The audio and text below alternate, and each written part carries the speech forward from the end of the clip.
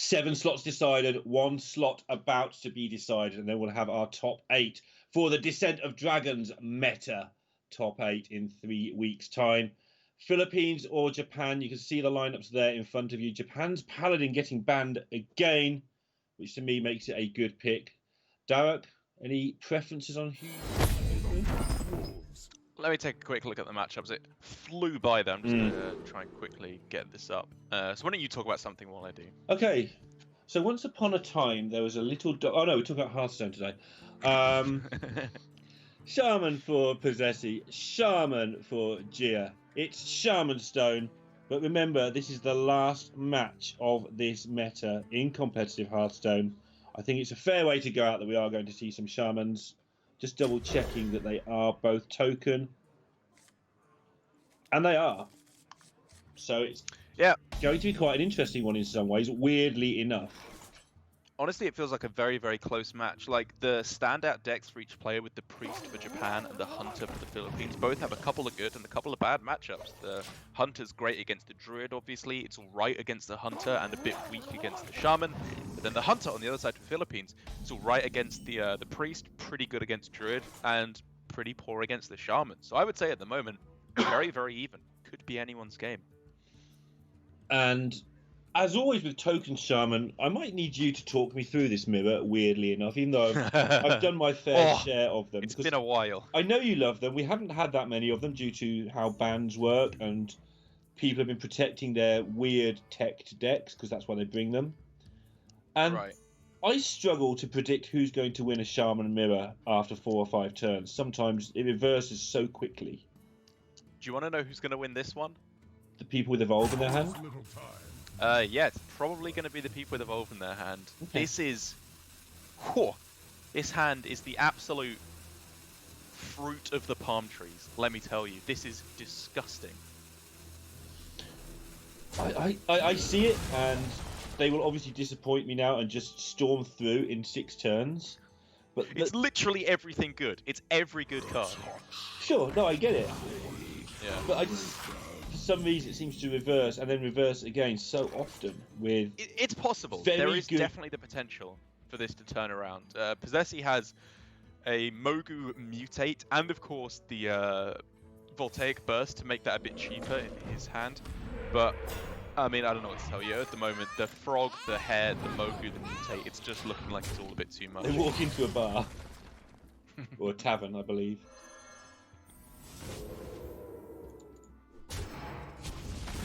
Say why the long game and kill them on turn 4. Yeah, I thought we'd evolved beyond that.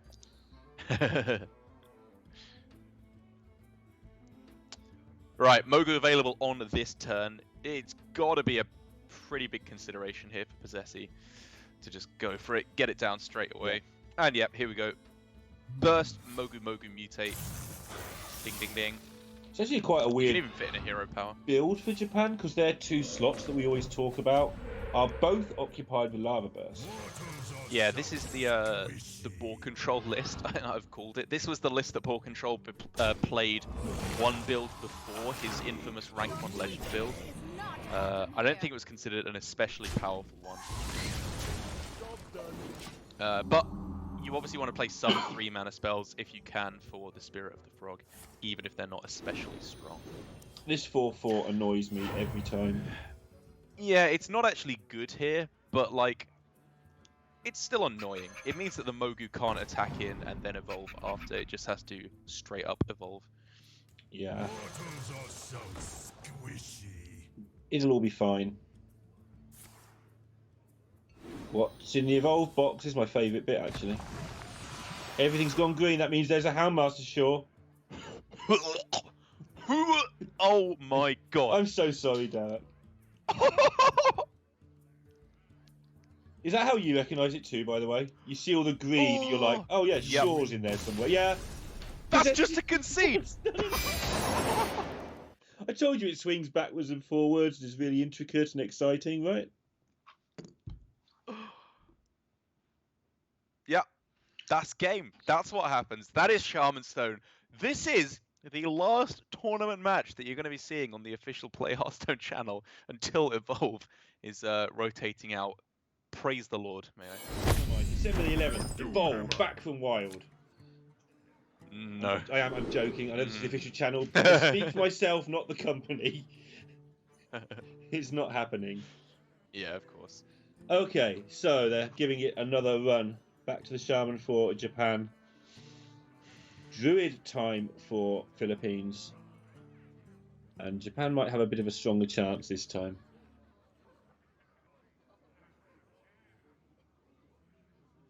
Yeah, it's a very, very nice starting hand already for Possessi. I've talked about my opinions on Hair. I definitely think I should be keeping it slightly more than I do. But overall, I think it's not a fantastic keep unless you have Evolve, obviously, in hand, or Spirit of the Frog. Then it gets a lot better. Against Druid, though, I really like it because populating the board is very, very difficult to do. And therefore, having 3 1/1s just to up the amount of minions so your Mogu is more playable is, I think, absolutely correct. I also like that mulligan a lot because I think getting rid of the Sludge Slurper is just, it's not that important here. It dies to the hero power, and finding Evolve or Frog is much more important. What did they actually drop from this deck for the evil totems? Let me take a look. I glanced through and didn't see that there was evil totems in it at first. I did see the lava. But they got no lightning bolts, right? Well, they've got double lava burst, double evil totem. So there's no lightning storm, bolt. They're not playing Thunderhead. Okay, What? that's the. I knew there's something weird about this list. Okay. Well, that's weird because they're still playing burst. I think we. Average list, and they cut Thunderhead. Yeah, both of them. Wow. Yeah, if you're trying to get a bit sneaky, maybe cut one and try and be greedy.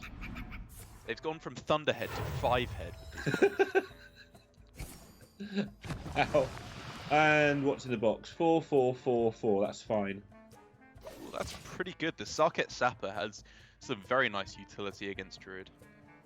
And Cold. And obviously, Witch's Cauldron, not the worst. It's not great, obviously, with 0 attack, but I don't know. Maybe they can make something happen. Gonna need to though, and they've got no soul, so to speak. So gonna need to make it happen with these in the next 2 turns. But these 4 health minions, they're just not going to get Starfalled properly. Yep.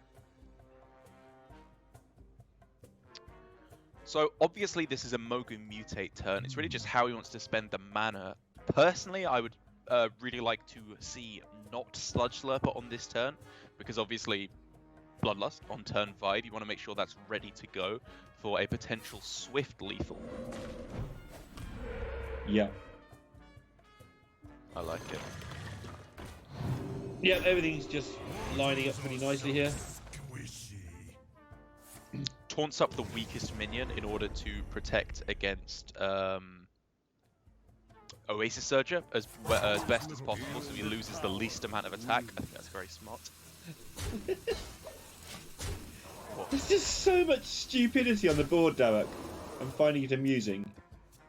There is quite a lot of stupidity on the board.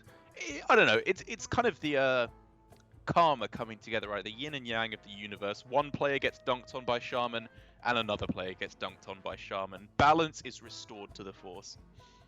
Or one could say exactly the opposite, actually. But there you go. Yeah, I'll go there. One could say it's like a million voices crying out at once. Yeah. And the balance is actually completely disturbed. Yep. Have you noticed how we were nice once, and then we just gradually got more sarcastic as the time went by? I don't remember ever being nice. You were nice, definitely, at some point. Probably when I wanted something. Yeah, probably hair on 3. Oh, gorgeous order here by Gia as well to go with Starfall before the Anubis Aft Defender so it doesn't get bounced back to hand. 3, 7, 16, 25?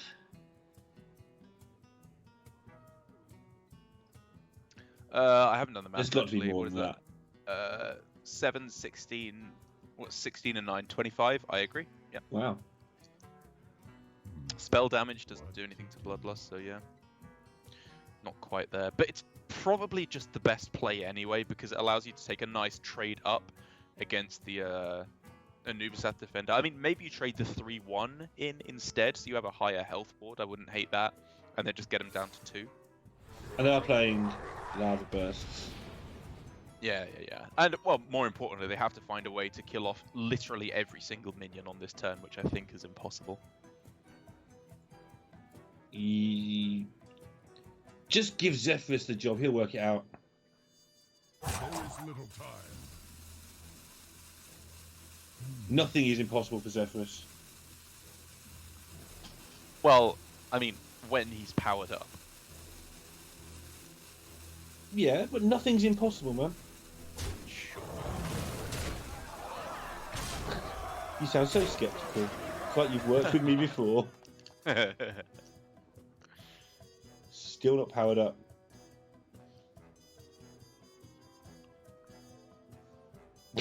And Concede Stone continues by the look of this. Does indeed. One game apiece I'm sensing here between Japan and the Philippines. I can see. Blisteringly fast couple of games here compared to what we started with when this day began. Seems like a lifetime ago at this point. But it does mean that we equalized. Shamans both taking a victory. Druids yet to take a win. And then the Hunter on one side, the Priest on the other. I'd honestly say that this is still a pretty even matchup. The Priest and the Hunter, in my opinion, are both favored against the Druids. So once those are out the way, I think this could just come down to a Druid Stone Mirror. Druid Stone Mirror. That could go on a while. It might come down to armor totals even. Anyway, enough threats. Let's go on for the final break of this week. And we'll see you in 3 minutes.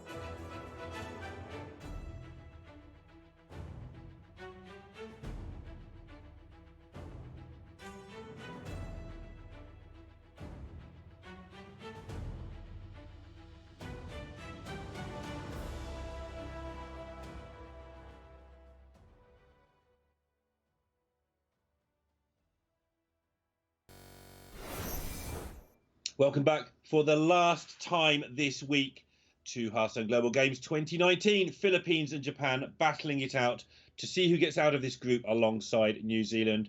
And as Derek has surmised just before the break, it is going to be close. It's going to be very close indeed. The Druids feel like the weak spots, in my opinion, in both of these players' lineup.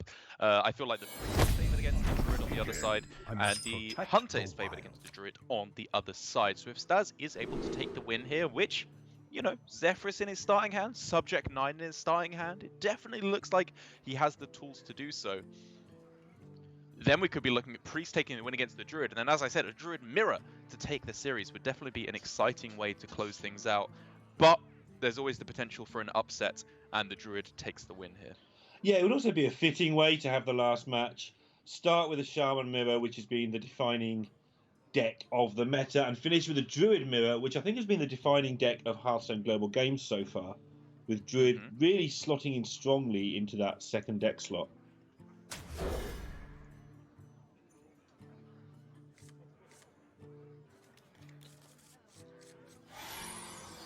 Always draw a 3-drop when you keep Zephyrus on 2. It's definitely one of the rules of the game.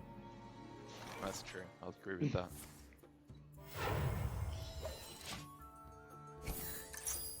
Glory not messing around, just going straight for the coin plan. It's very, very rare you see anything else, especially when there's nothing else to do. Your wish is Well, my suggestion. Animal Companion. Even I can't take Wild Growth here.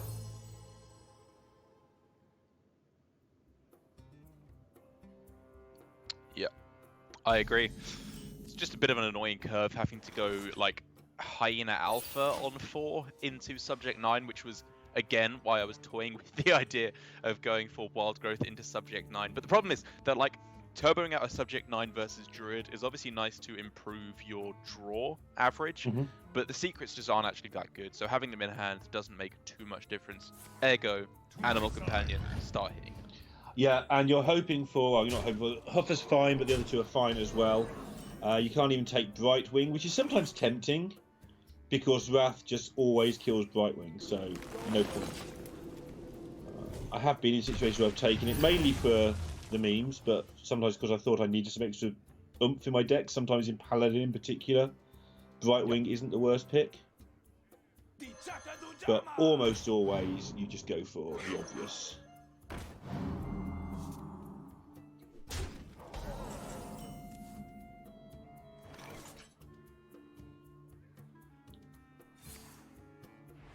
When we talk about Shaman going wide against Druid, well, the Hunter's just going to be able to do it its own little way if it wants here. They'll be terrified of a Starfall, but for once in Druid's life, it isn't there. Yeah, you're right. I think it's good just to get it out anyway. They do, I think, end up burning a card here anyway, but again, really the least of your concerns here. And as long as you're not getting rid of the really powerful cards, like obviously Dynatamer Brand being the big one, Siamat and Sturgeon being up there as well, I think the stats should be in a perfectly good position here.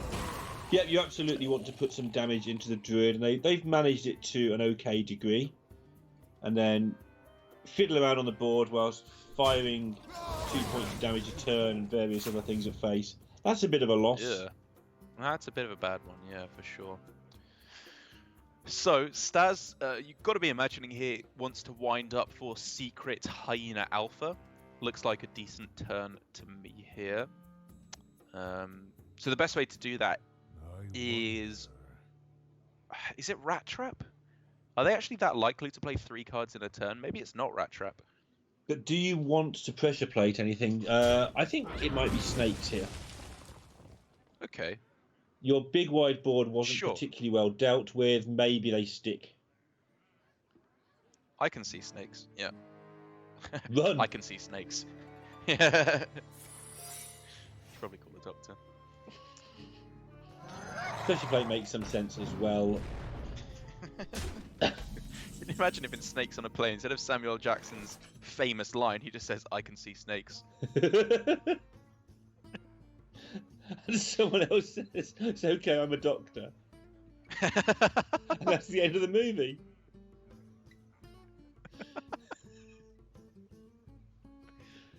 What? Movies that never were. And then you realise it's like Fight Club, and he was the snakes all along. Oh, spoilers.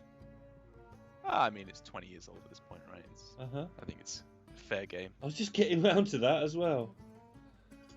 I mean, if you don't know Even I that know. Tyler Even Durden I know. was secretly a pile of snakes all along, then I don't know what to tell you.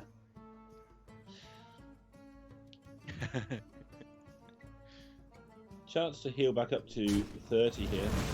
Seems alright to me. Does seem pretty good.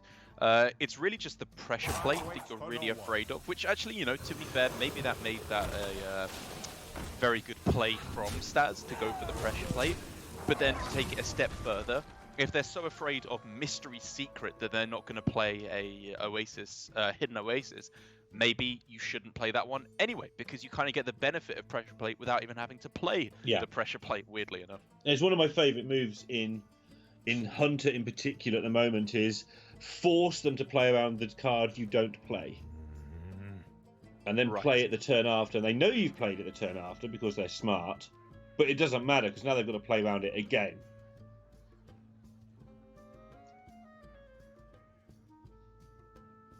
Pretty finely balanced, I'd say here. Did a good job of not panicking to heal back up, just occupying board first.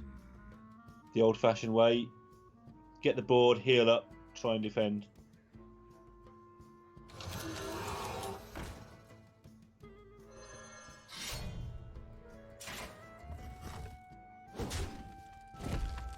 Yeah, just clearing off everything what he can on this turn.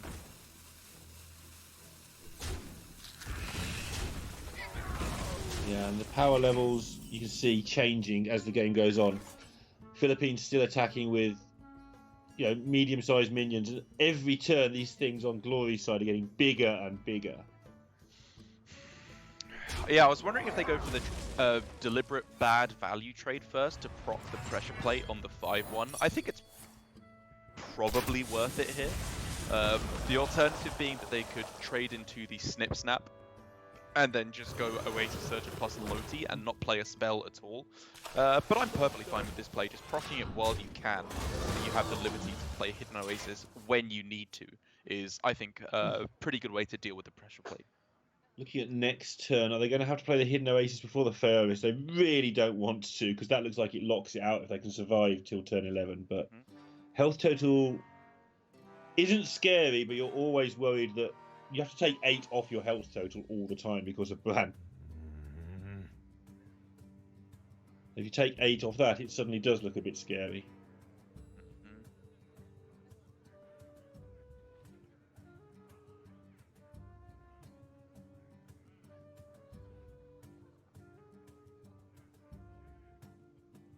But as it turns out, for all the analysis we're doing of Japan's hand, Philippines' hand just hasn't picked up the required beef to really compete at the moment.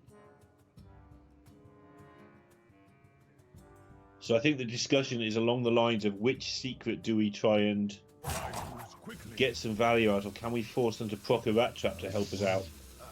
Or is it, do we play Sandbinder on this turn to get the Siamat? Because they're guaranteed it at this point now that Ragnaros has been burned. And Siamat lines up beautifully against this board. So go with Snakes and Explosive as their choices to back up Siamat. Okay, I think Rat Trap is like probably unlikely to activate on the following turn. Yeah. Glory should be able to have a very powerful turn just playing 2 cards or less. So I don't mind not playing the Rat Trap, and Snipe, you know, doesn't really kill many things from Druid anyway, so whatever. I think this is a perfectly decent selection to have gone for. On down. And this is where the game gets terrifying for the Hunter, if it wasn't already, when the part where you suddenly realise the Druid is just going to kill you in 2 turns. You're trading away backwards and forwards, having a bit of a jape, and then suddenly find the board is full of minions and you're in deep, deep trouble.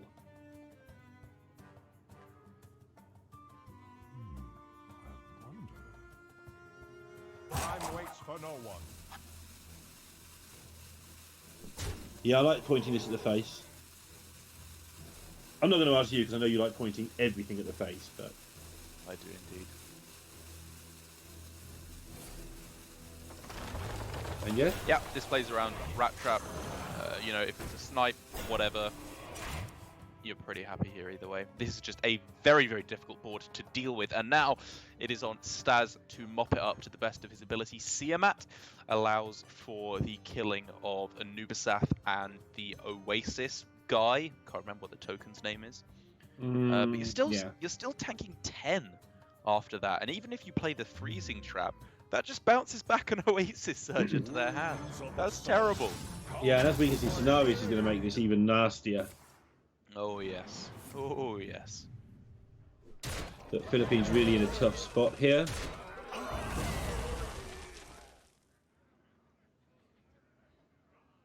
Is there any merit in not killing this? I mean, you get to keep a 2/4, I guess, and maybe they have to trade into it. But honestly, I think having one less big minion from Scenarios is probably more important. Yeah. So I vote kill it. Yep. I think so too. Damage to face just does not really matter. Yeah, next turn you've got Ziliax to try and get yourself out. Okay, fair enough. They're going for some kind of a damage to face route. Maybe they're more optimistic than I am. Or maybe they're just thinking, you know what, trading never wins anyway, so let's just launch it face. Who knows? One of the other signature weird cards from Japan here in the Youthful Brewmaster. It didn't work out for them the first time that they matched up against the Philippines, I believe it was. But it does make some I don't sense. hate to see it. Yeah. It's one of those cards, Youthful Brewmaster. If you played it in 90% of Hearthstone decks over the years, you could have got away with saying I'm playing Youthful Brewmaster in like half of those decks. You'd have got some eye rolls of, oh, it's not the best card, but it's quite often just an okay card in so many decks.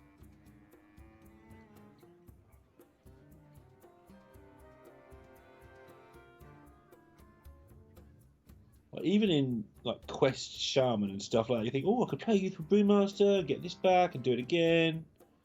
It's always a little bit slow, but it's always funny to think about.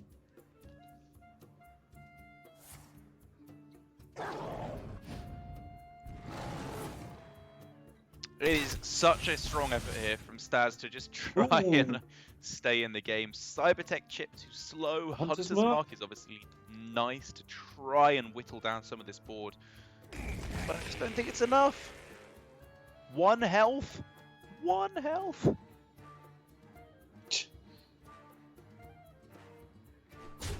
Cheers, smiling. Well, you get out of it, Staz. This one's your game now. Not a team game anymore. It's all up to you, Staz. Staz finding the correct bottom righting, and 2-1. Japan are on the hill.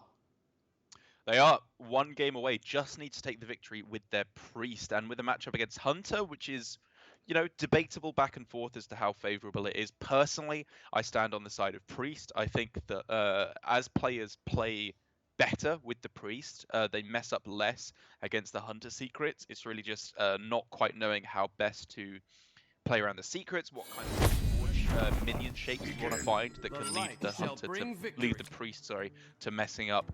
But even if they lose this one, the real good news for Japan is they have priest versus druid, which is a gorgeous matchup to be left with. That was a truly paramount, a win of paramount importance there for the Philippines, and not having found it, they are pretty big underdogs now. Yeah, I don't share quite your enthusiasm about the priest against the Hunter, but it's definitely a lot closer than people make out for the reasons you gave. I just feel that sometimes you get a deadly shot in the face, and that's the end of the game. Oh, I mean, yeah, I wouldn't put it at anything better than like 45. Okay, sure, yeah, maximum. I'm not going to argue 5% or so with you. I'd have it pretty close, so yeah, that's fine. It's an interesting matchup to some degree, and I definitely agree that if you're losing this at lower levels with the priest, take a good look at your play, because you're probably doing something stupid against freezing trap, or putting your 1 big minion out there against an obvious deadly shot when your opponent's kept 3 cards, that sort of thing. Or the opposite, Right. you're not taking the chance of you're tiptoeing around deadly shot way too much, where you should just be whacking them for lethal. So there's a lot of balance to be found, and these top players have found it.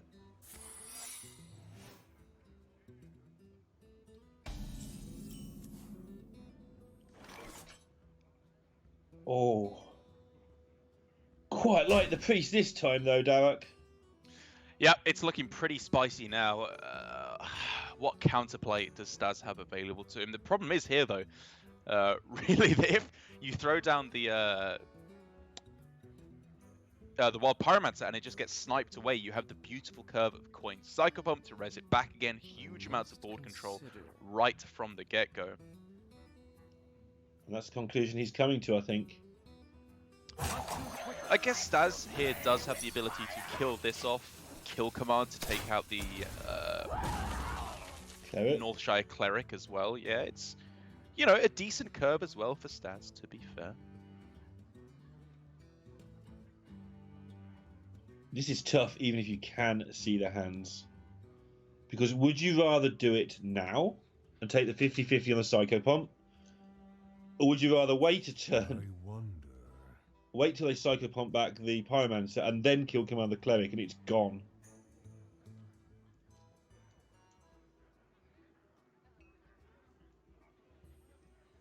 I mean, if I was in this position for Staz, I know for a fact that I would kill command this Cleric. So would I, but if you could see both hands, what would you do then?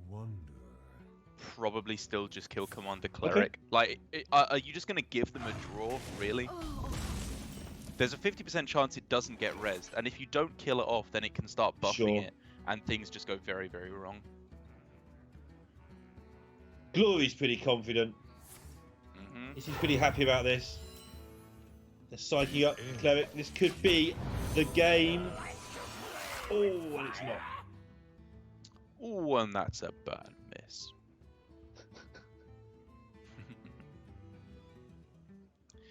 Explosive Trap hero power is obviously, well, a trap that Glory could fall into, but if he doesn't attack and instead just bides his time, starts building up a board, things could get a little scary.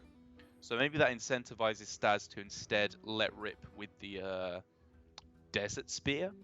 And perhaps take out the first half of the Pyromancer rather than taking out the Psycho Pump. And then just finish it all up next turn, yeah. Yeah, it's a bit of a tough choice, actually, I think, there. I don't hate this at all, because, you know, honestly, what can Glory really do here that you can't respond to well? Like, if he plays the second Psycho Pump, fine, he can't really do anything with that board. If he plays spells, it kills off his Psycho Pump anyway. And if he just attacks in as the first thing, then you're happy as Larry. Glory, very relaxed.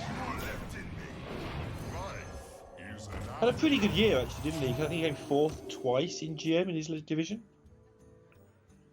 Yes, I believe so. It's just the first season there was only playoffs for the first 3, so he sort of didn't notice as much, but he came in the top 4 both times. Right, yes. And that seems to put him very comfortable with himself here. Having quite a lot of fun at the same time as just casually beating the Philippines 2-1 at the moment.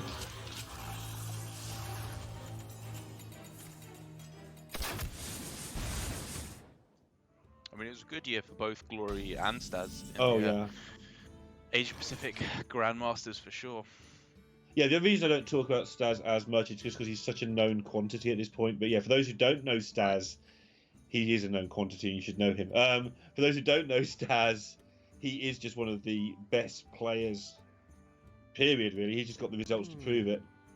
I think people used to use the excuse that maybe APAC wasn't a stronger region to try and sort of say Staz wasn't as good, maybe, or he hadn't proved as much, but that never really washed with me because he'd proved so many times in massive fields, including just winning WESG against every country in the world, that that excuse was always a bit feeble. Staz is a very exciting player for me to watch as well, because he's one of the few players that I as a caster can say that was an interesting play about, and genuinely mean it was an interesting play he made and not a bad one. Because he plays some weird Hearthstone. Like, I don't agree with so many of his decisions, but he's consistently winning, and all his plays consistently work out. It's very weird. That's a very good point. I think you may have mentioned it once before, but it's something I hadn't considered that strongly, and it's dead on. He does play an incredibly strange style. I wonder if that's... I mean, they're obviously getting on fantastic. I know Gia and Staz know each other very well. But I wonder if it's a little bit difficult to play with someone who thinks that much outside the box. Because Gia plays very, very strong ABC, sort of like Orange. Yeah. Rehearsed Hearthstone, if you like, but very well practiced Hearthstone, very precise Hearthstone. And Staz kind of does what looks good to him, and it works. Maybe they're able to temper each other's Maybe play that, yeah. If they know each other well enough and they know when to. If Staz says, "What do you think of this?" and Gia's saying, "Well, actually, not this time, Staz," and he's used to saying when she's right and when she's not, that could be fantastic. Yes. We must be looking at a pretty high amount of damage here available, actually, with two swings. Oh, sorry, one swing of Circle of Healing. That's +8. Yeah. So it's 10 damage plus on this turn, so 13, 15, 18 damage. Not too bad at all. Especially as you could use it... Oh no, sorry, I was going to say you could kill the Wyvern at the same time, but you'd have to sink in the 2/2 as well. But that's probably fine. Hard thing about this priest deck is the part where you have to play to your ounce. You've got to really know what your chances are. Not just on a basic level, but on a field level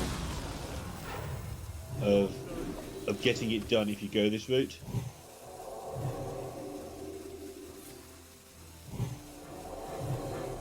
Was this better? I feel like this way just gave him one less minion on board, right?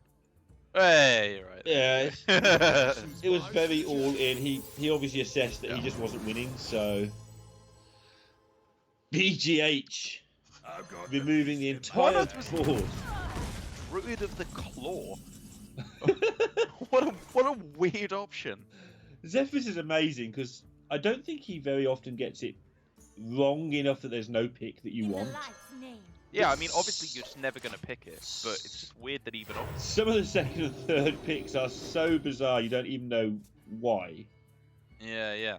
Like, just make it clear that you have to kill this Zephyrus. I want to have training wheels on my plays. I want BGH, Deadly Shot, and Shadow at Death there. Sure, yeah, I don't mind if one of them's a silence. Maybe you want them to have a minion for your Unleash the Hound. Sure, yeah, that makes sense as well. But yeah, but I want the same as you. I want it to say, this kills the minion, this kills your opponent, and this is a bit tricksy in case you want to be clever. Not Druid of the Claw.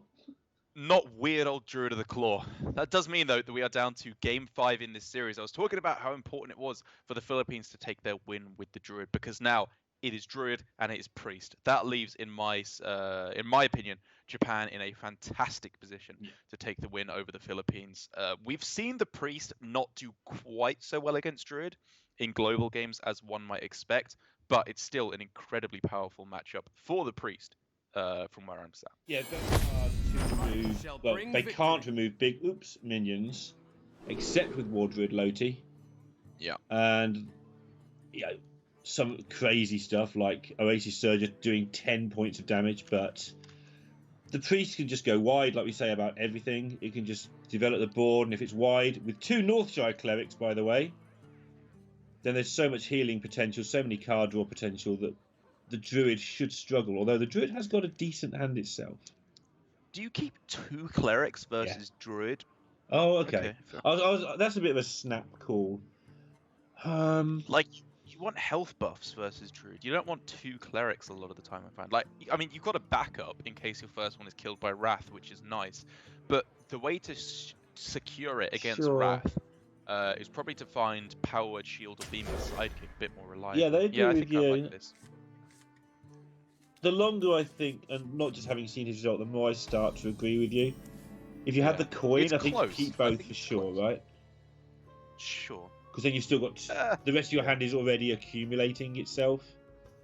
But with only 3 cards, if 2 of them are clerics, you're not doing much else. Yeah, sure. Anyway, it's worked out really nicely.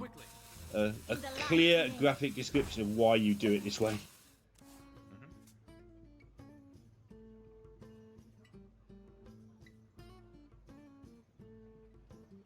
all on the line here for these two teams, and this could get close. I obviously fancy the priest from this position, but oh, wow. Swede's probably going to greed this one outright, because even if they have the Wrath, they'd have to take over a turn of quest completions, and maybe they'd hold it off. It's a risky play here, holding back on the Circle of Healing. It was. But I like it. No, it's riskier than it looked, because they would Wrath that. It's not all about ticking up your quest. They would kill it, and you would end up a little bit snookered if you didn't pick up Wild Pyro next turn. But they you can just see the tension for Gia. The wince as Cleric comes down. Yeah, she's nervous, and Staz has already accepted their fate.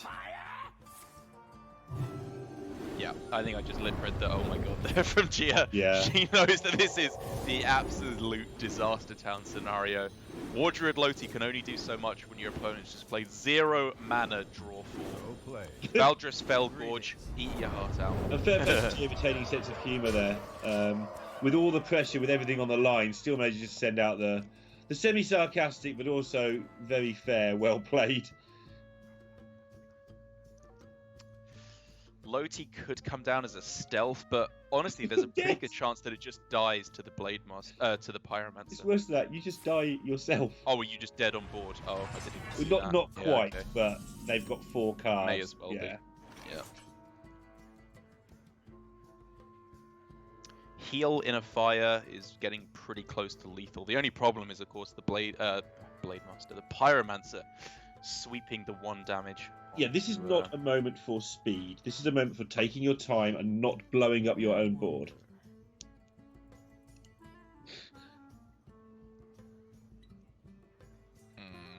Finding the exact right play is quite hard here. Finding one that's good enough should be pretty easy, as long as you don't blow up your Light Warden. Yeah. Also need to do it a bit quicker now. You want to play these shields to try and find lethal this turn.